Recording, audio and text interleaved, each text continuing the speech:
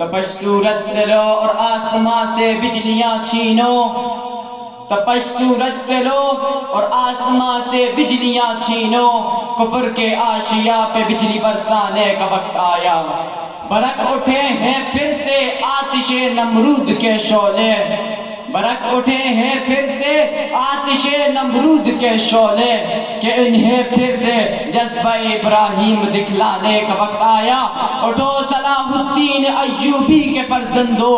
اٹھو صلاح الدین ایوبی کے فرزندو، کہ اس غازی کے افسانے کو دہرانے کا وقت آیا۔ جوانان وطن اٹھو کفن بردوش ہو جاؤ، جہاد فی سبیل اللہ کر جانے کا وقت آیا، جہاد فی سبیل اللہ کر جانے کا وقت آیا۔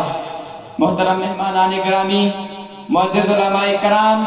عزیز سامعین اور میرے ہم مکتب ساتھیوں، السلام علیکم ورحمۃ اللہ وبرکاتہ۔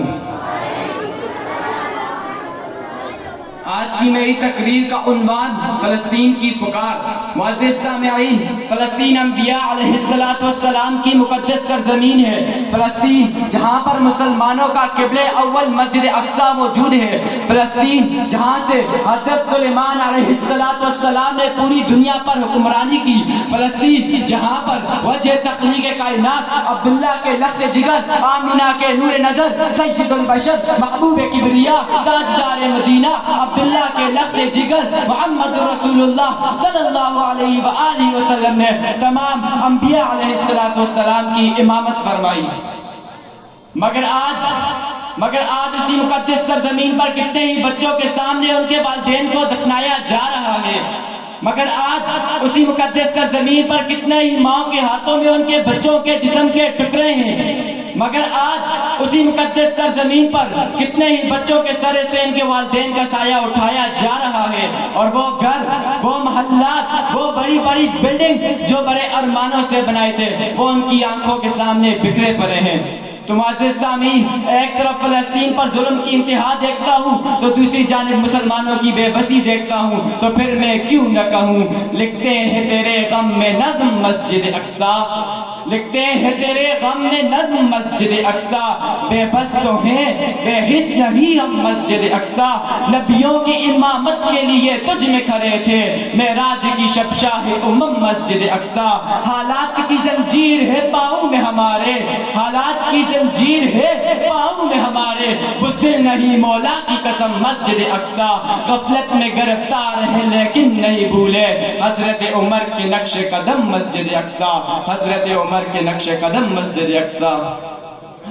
معزز سامعین، فلسطین میں اسرائیلیوں کی ظلم کی انتہا تھی کہ جواب میں ہزاروں غیور مسلمان مجاہدین نے اسرائیلی حکومت کے پرخچے اڑا کر رکھ دیے، اور اسرائیلی حکومت مسجد اقصی پر اپنا تسلط قائم کرنے کے لیے مسلمان مجاہدین کو ڈیڈ لائن پر ڈیڈ لائن دیے جا رہے ہیں، اور مسلمان مجاہدین ہے کہ مسجد اقصی پر کسی قسم کا سمجھوتہ کرنے کے لیے تیار نہیں، اور انشاءاللہ نہ ہی سمجھوتہ کریں گے۔ معزز سامعین، آج ہمارا فلسطین خطرے میں ہے، جی ہاں، آج یہ ان یہود و نصارہ کی نظروں میں جگمگا رہا ہے جن کے بارے میں قرآن نے فرمایا کہ وہ تمہارے کبھی دوست نہیں ہو سکتے، اور آپ صلی اللہ علیہ وآلہ وسلم نے فرمایا من رآ منکم منکرا فلیغیرہ بیدہ، اور اگر تم کسی برائی کے امر کو ہوتے ہوئے دیکھو اور اتنی طاقت رکھتے ہو تو اس کو ہاتھ سے روکو تو روک دو، فإن لم یستطع فبلسانہ، اور اگر اس کو ہاتھ سے روکنے کی طاقت نہیں تو اس کو زبان سے روکو، فإن لم یستطع فبقلبہ،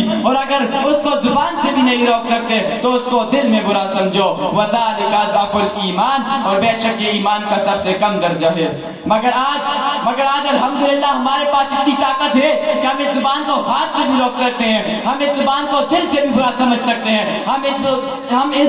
برائی کو ہاتھ سے بھی روک سکتے ہیں، ہم اس برائی کو دل میں بھی برا سمجھ سکتے ہیں۔ مگر یہاں سوال یہ پیدا ہوتا ہے کہ ہم پاکستان میں بیٹھ کر فلسطین کی مدد کس طرح کر سکتے ہیں؟ تو معزز سامعین، میں آپ کو بتاتا چلوں کہ ہر ملک کی طاقت اس کی معیشت ہوتی ہے، اور ہم پاکستان میں بیٹھ کر اسرائیل کی معیشت کو تباہ و برباد کر سکتے ہیں۔ جی ہاں، آئیے مل کر اسرائیلی اشیاء کا بائیکاٹ کریں اور اپنے مظلوم فلسطینی بھائیوں کے لیے دعاؤں کا اہتمام کریں۔ اب میں اپنی تقریر کے اختتام ان نوجوانوں سے کرنا چاہوں گا کہ اٹھ شیر مجاہد ہوش میں آ، تعمیر خلافت پیدا کر، کیوں فرقے فرقے ہوتا ہے اب ایک جماعت کو پیدا کر کی دنیا میں اسباب تجارت پیدا کر، قارون کی دولت ٹھکرا دے، عثمان کی دولت پیدا کر۔ اسلام کے دم کیوں بھرتا ہے، کفار سے پھر کیوں ڈرتا ہے؟ یا تو اسلام کا نام نہ لے یا شوق شہادت پیدا کر، اور دل سے یہ کہہ کے آ گھبرائے نہ، حالات بدلنے والے ہیں، جو کانٹے بن کر آئے تھے وہ لمحے ٹلنے والے ہیں۔ ہاں ہمت نہیں طوفانوں میں جذبوں کو ہمارے چھین سکے، تم ہم سے جتنا الجھو گے ہم اور مچلنے والے ہیں، ہم اور مچلنے والے ہیں۔ وآخر دعوانا الحمدللہ رب العالمین۔ سبحان اللہ۔